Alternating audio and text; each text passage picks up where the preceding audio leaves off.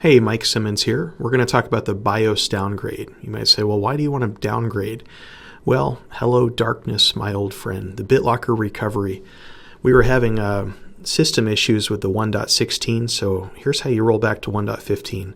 I don't know if you're like me, but I'm a visual learner, and so sometimes it's good to just see it in action and to see exactly what to do.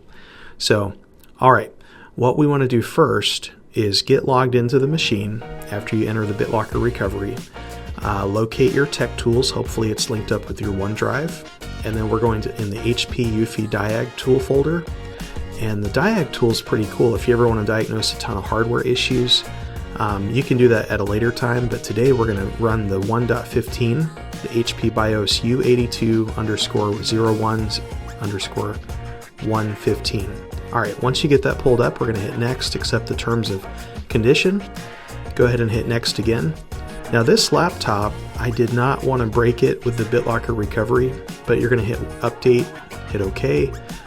And on your laptop, it should show it's on a 1.16 current, and then you want to go down to the 1.15. So then you install that, and then you're simply going to restart the computer. Once you restart, it's going to have you type in a 4-digit code. Type it in, press enter, and then it will go ahead and process the BIOS downgrade.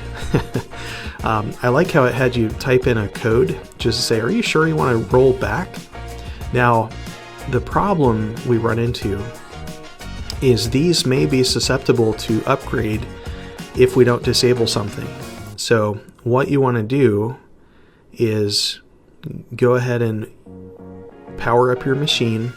Oh, that's the hardware test I was talking about. It's the F2 hardware diagnostic.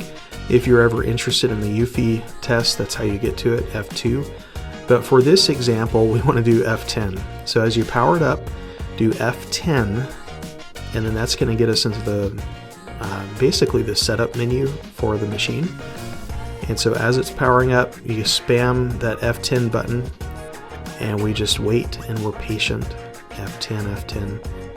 Oh, did I do it? All right, there it is, entering the setup menu. So once it's on the setup menu, we're going to head over to where it says Update System BIOS.